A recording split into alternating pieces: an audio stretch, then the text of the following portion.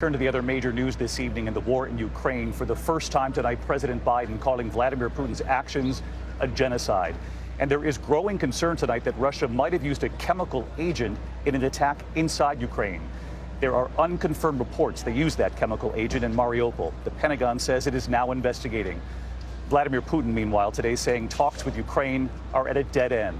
And tonight, Ukrainian security forces say they have now captured a Ukrainian lawmaker, a Putin ally. That lawmaker's daughter is Putin's goddaughter. ABC's James Longman in Kyiv for us again tonight.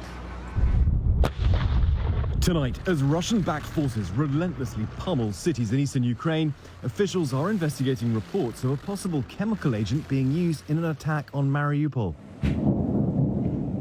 A right-wing Ukrainian battalion reports a poisonous substance of unknown origin was dropped by a drone.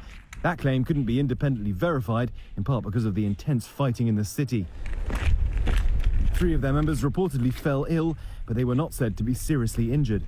The US says it's watching the reports closely. We're not in a position to confirm anything. I don't think the Ukrainians are either. We had credible information that Russian forces may use a variety of riot control agents, including tear gas, mixed with chemical agents that would cause stronger symptoms, to weaken and incapacitate entrenched Ukrainian fighters and civilians.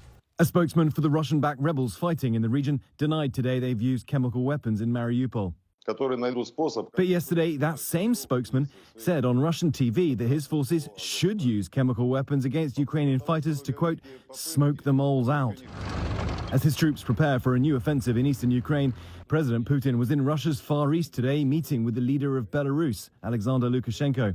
Putin declared peace talks are at a dead end and vowed to continue the invasion, saying the military operation in Ukraine is going according to plan. But in reality, Putin's forces were denied the quick victory he'd hoped for, and he's had to withdraw his troops from around the capital to reinforce his military in the east. And tonight, Ukrainian security forces say they've captured fugitive Ukrainian lawmaker Viktor Medvedchuk. Vladimir Putin is godfather to his daughter, and he's a pro-Kremlin politician who they've been searching for since the invasion began.